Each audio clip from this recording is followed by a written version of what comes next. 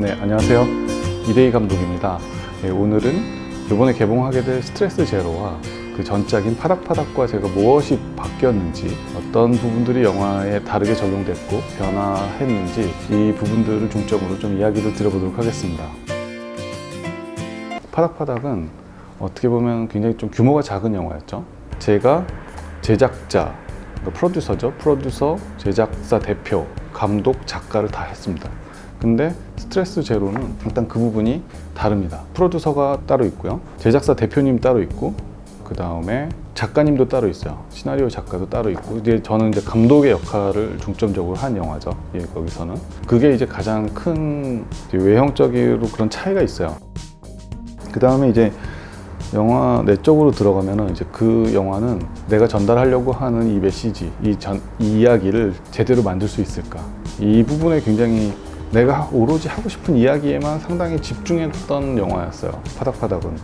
그래서 이것을 누가 보게 될지, 어떤 반향이 나올지 이런 부분들에 대해서 생각을 많이 못했어요.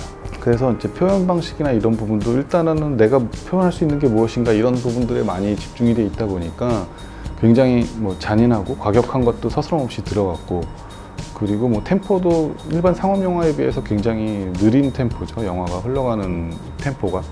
그런데다가 뭐 주인공을 죽인 건 아니지만 어쨌든 그런 오해도 생겼었고, 그 덕분에 뭐 이런 뭐 동심 파괴 감독이다, 관객들을 기만했다, 뭐 이런 평도 많이 들었고 욕도 많이 먹었는데, 어떤 작가로서 저는 그 영화에 대해서는 굉장히 뭐 지금도 마찬가지입니다. 이게 제가 굉장히 진지했었고 제 소명을 다 했고, 그 부분에 대해서는 뭐 이렇게 잘못했다라고 생각하지는 않습니다. 그 부분에 대해서는 자부심이 있는데요.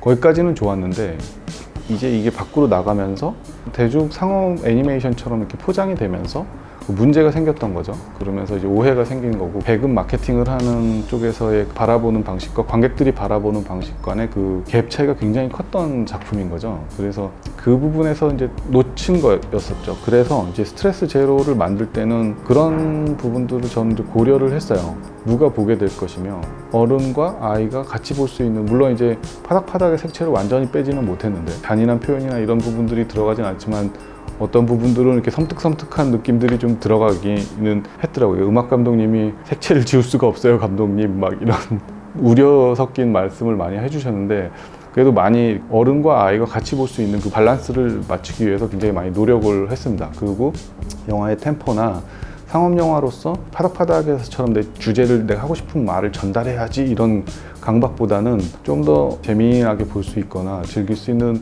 같이 즐길 수 있는 요소들이 뭐가 있을까, 이런 부분들에 대해서 굉장히 많이 고민을 하고, 그런 부분들을 그 애니메이션 수위에 맞춰서 작업을 해 들어갔던 영화라고 생각해요. 물론 이제 영화에 대한 평가는 이제 관객분들이 해주시는 거겠지만 저는 그런 태도로 임했었고요. 그래서 그 태도가 가장 크게 다릅니다. 극명하게. 제가 작가로서 접근했던 파닥파닥과 상업 애니메이션 감독으로서 제가 접근했던 그 방식의 차이가 이 두 영화의 저의 태도의 큰 변화라고 생각하고요. 그 다음에 작품 외적으로 좀 말씀드릴 수 있을 것 같은데, 일단 환경이 굉장히 많이 달랐습니다. 그 예산이 적은 것도 있었지만은 파닥파닥 때 스태프들은 전부 다 어떻게 보면 신인들이었어요. 네, 이 사회생활을 처음 하는 그 학교 갓 졸업한 신입사원들이죠. 전부 다 그런 상태였었어요. 그래서 하다 보니까 제가 이런 방식으로 하자라고 하면은 그 방식에 대해서 그냥 그게 작업하는 방식이었던, 기존의 방식과 부딪히는 게 전혀 없었죠. 그러니까 가변적으로 하자라고 하면은 그냥 그렇게 실행이 되는 거예요. 그런 면에서는 굉장히 좀 획기적이고 효율적인 방식으로 일을 하긴 했었죠. 반면에 이 스트레스 제로는 이제 302 플래닛이라는 기존의 이제 국내 애니메이션의 굵직굵직한 일들을 계속 하셨던 이제 베테랑 10년 이상 경력이 있으신 그 분들이 다 이렇게 포진돼 있는, 팀장님으로 포진돼 있는 그런 스튜디오랑 같이 호흡을 하다 보니까, 그 전에 제가 이렇게 된 이유는 파닥파닥이 흥행에 실패를 하면서 이 제작 스태프들이 뿔뿔이 흩어져야 됐습니다. 그래서 이데이 스튜디오의 기획적인 인력들만 이렇게 남게 됐었고, 그래서 302랑 이렇게 만나게 된 거죠. 그 이야기는 또 나중에 드리도록 하고요. 어쨌든 이 302 스튜디오는 그런 스태프들이었어요, 전부 다. 그래서 제가 이제 하는 부분에 기존에 이제 하던 방식과 좀 부딪히는 부분이 굉장히 많았던 거죠. 이렇게. 그리고 커뮤니케이션 상에 쓰는 용어나 이런 것들도 달랐었고, 저는 이제 2D 애니메이션을 제가 전공하기도 했었고, 회사도 그런 회사 쪽으로 다녔었는데, 이제 3D 애니메이션을 이제 하면서 하던 방식들이 다르니까 그런 부분에서 굉장히 많이 처음에는 초반부에는 많이 힘들었었어요. 이 작업을 같이 하면서 오랜 시간 같이 작업을 하면서 지금은 이제 그런 부분들이 거의 없어졌어요. 그리고 또 스타피쉬라는 이 파이프라인 프로그램인데요. 저희가 이제 효율적으로 그런 작업 관리를 하기 위해서 대표님이 이 프로그램을 만들어 주셨는데, 같이 이제 저도 이 파이프라인 안으로 녹아 들어가면서 작업을 한 거죠. 근데 그러다 보니까 이제 어떤 결과물을 내는 방식들이 좀 달라진 거죠. 그래서 파닥파닥에서는 약간 좀 날 것 같은, 좀 이렇게 정제되지 않은 그런 느낌들이 있고, 이것이 나오는 룩에서는 기존의 3D 애니메이션 같은 룩이 나오게 된 거죠. 그 부분들은 뭐 사실 장단점이 있는 것 같아요. 하지만 뭐 저는 이 변화하는 과정인 것 같고요. 앞으로는 좀 더 바뀌겠죠. 이런 부분들이 바뀌어 나가고 또 더 발전해 나갈 것 같아요.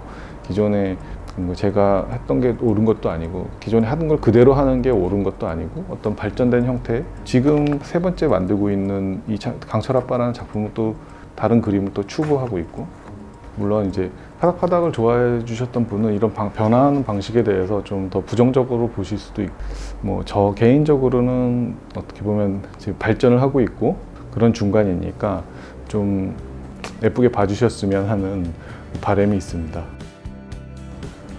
네, 그래서 오늘도 또 이야기 들어주셔서 감사하고요.